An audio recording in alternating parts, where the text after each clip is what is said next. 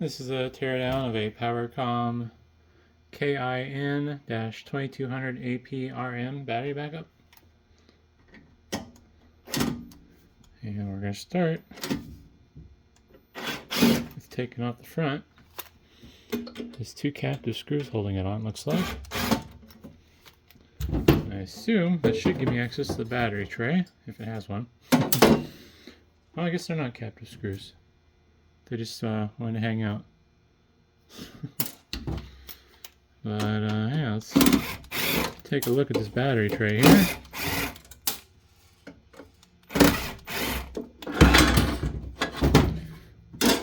Unfortunately, with no name brand battery backups, I just don't bother spending any time with them from a resale standpoint.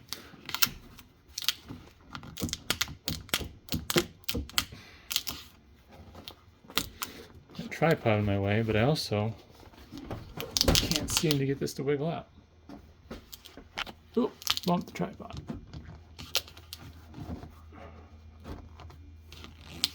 I will say though, I really like the APC battery backup design better when it comes to how they install their batteries. And this one definitely is starting to leak. Looks like I have to get those off to remove it. Just going to use a screwdriver, I think, to pop them off.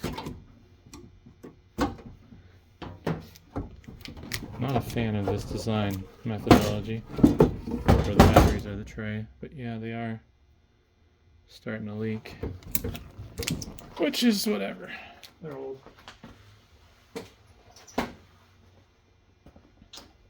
I think a person could do better if they would have wrapped tape all the way around, but the manufacturer just put tape down the middle of the front and back.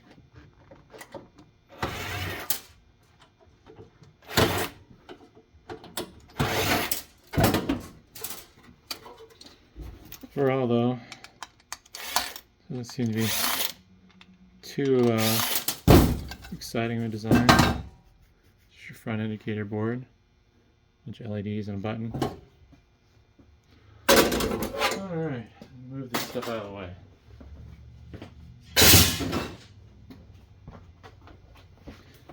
And I think I'm going to save the rack ears off of this.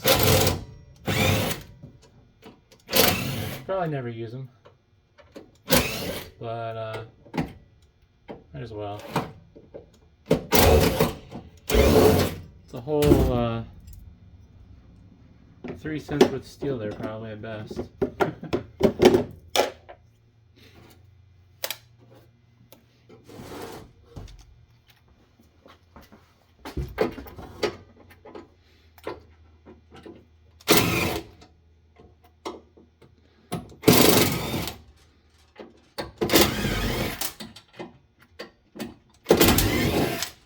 Based on the design of the chassis, it looks like I could actually rack mount this in various positions. That's kind of neat. Most battery backups are like that, but yeah. Some of the 3000 VA APCs I have, pretty wild because they can be cantilever mounted on a 2-post rack, which just seems insane. I wouldn't think a 2-post rack would have enough strength to support, I don't know what the bigger APCs weigh, but it's got to be at least 50 pounds.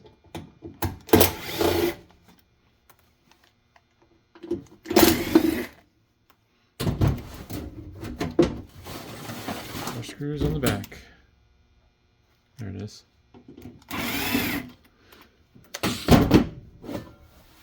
Pretty substantial steel cover on that. Oh wow. This looks a lot more exciting than I'm used to. Wow, it's heavy. I'm gonna fix the zoom here. And we're just gonna tilt on down. Wow.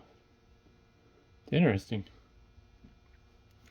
A lot more substantial than I'm used to seeing. This transformer is massive. Considering this is only a 120 volt battery backup. I think. Huh. Yeah, their methodology though for doing battery trays and stuff is really lackluster. Shouldn't even call it a battery tray. The batteries are the battery tray. Oh man. Some nice beefy cables here for the battery connection.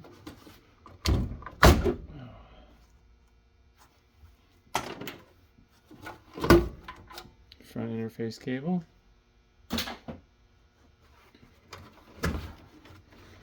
This sideboard here almost looks like it's like power filtering or something. I don't know. This looks kind of clunky like a relay though. Oh no. Got stuff in my way. Alright, well, I'm gonna cut the power cord off.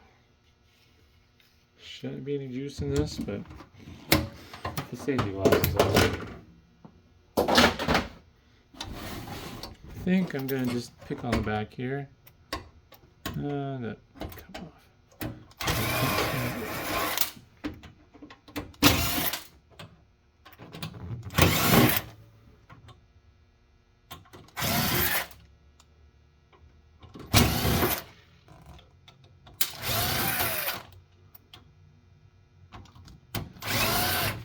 It's hard to do this diagonally with a tripod in the way. It's not my normal teardown setup, I'm sure most of you have noticed. Oop. Alright.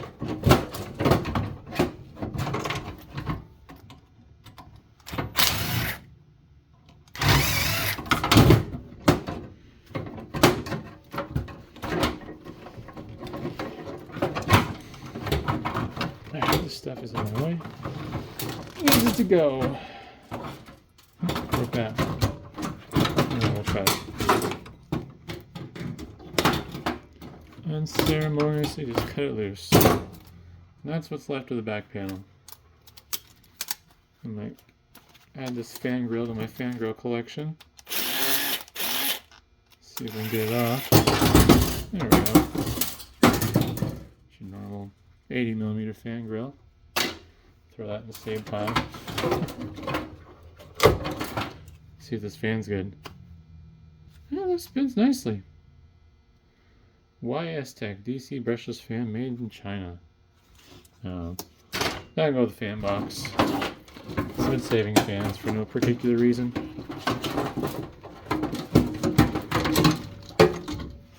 Let's see if we can get this off.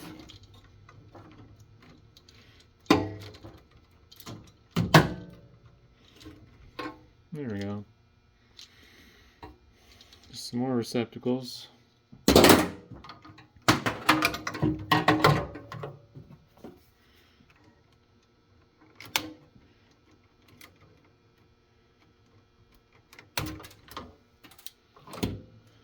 Alright, then go the wire in.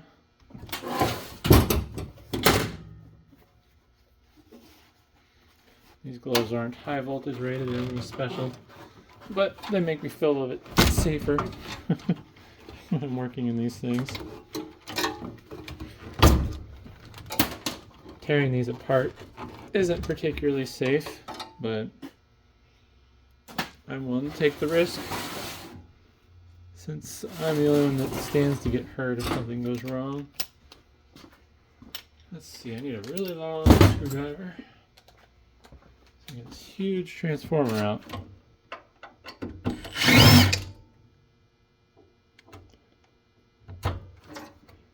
If I have the tools for it, this one would almost be worth cutting apart. For the copper.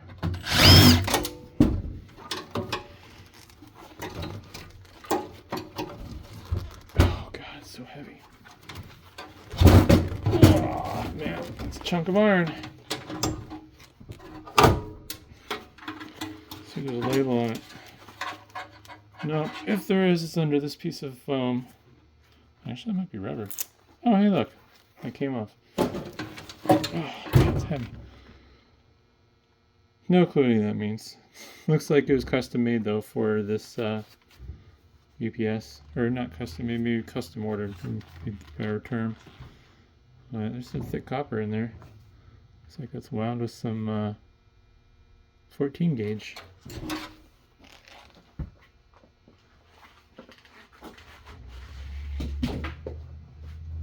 That just unceremoniously goes on the floor for future something, I don't know what.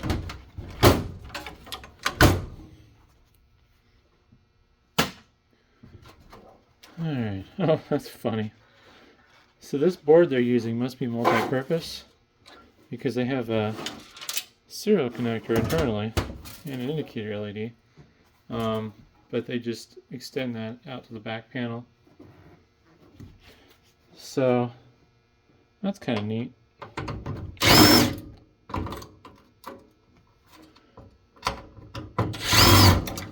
No point in redesigning something if it's not that hard to design it for multiple purposes. I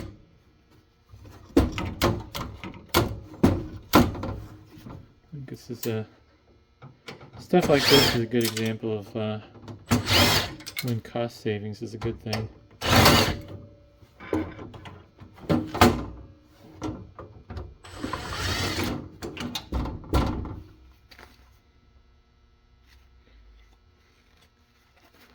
Alright, just a second here. Let's see what this is. It's like a big relay. 25 amp.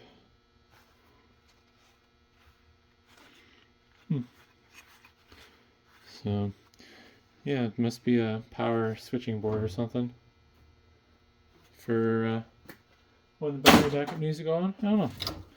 You got all these little relays here too, so I don't know. Question is, I need to release this board from these little spring-loaded plastic pins so I can retrieve it. Just gonna destroy them. There we go. There's the chassis. Pretty heavy duty. Too heavy for one hand. Set that off to the side. Just kind of nice. They set the transformer on a rubber pad for isolation, noise isolation. That is. But here's the main PCB. Looks a little less exciting now that it's out of the unit, but yeah. And I'll probably end up salvaging the heat sinks out of this for scrap.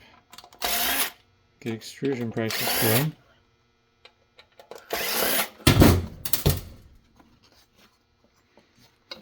And yeah, these I might just I think I can just unscrew them.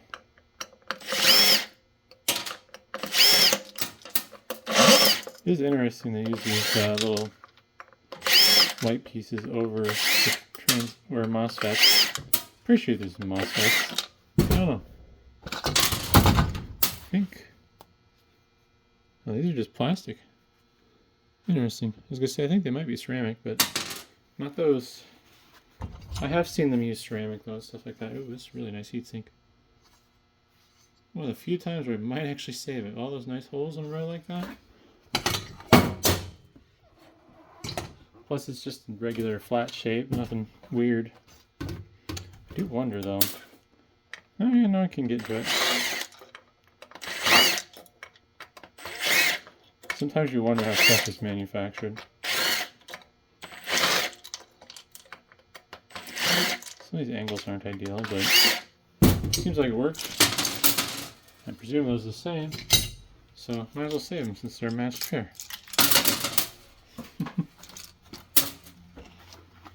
I don't think I'm going to be able to get that close enough to the camera to read.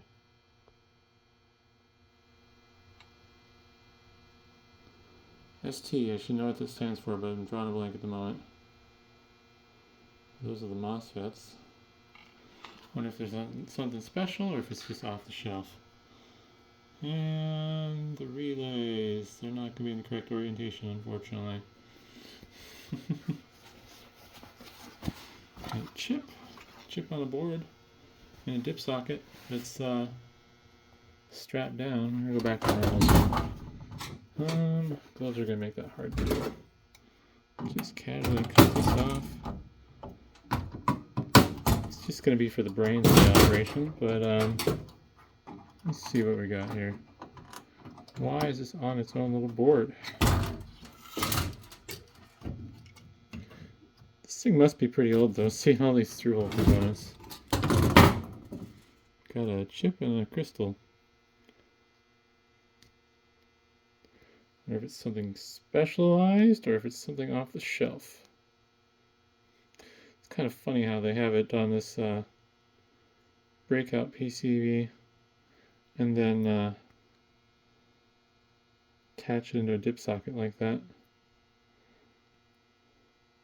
Wonder if maybe the original chip they started with fit in that dip socket and they had to change, or if it was a weird space issue.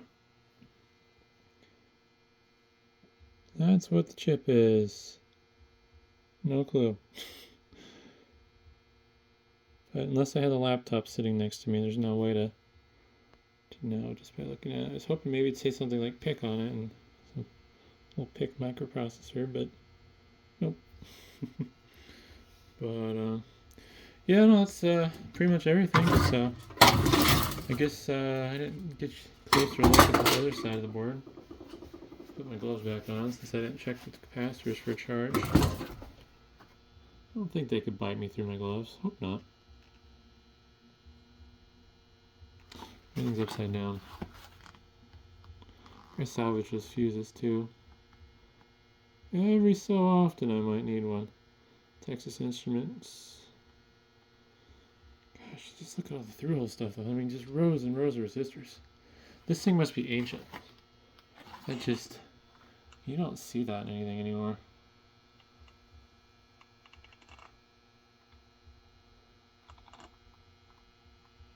It's just wild. Just solid. I'm not even sure what all these resistors are doing. Looks like there might be some germanium diodes in there too. I think the glass ones are usually germanium. You can kind of see them. Oops, in between the resistors, those reddish black things. So, yeah, hopefully that was interesting though, and thanks for watching.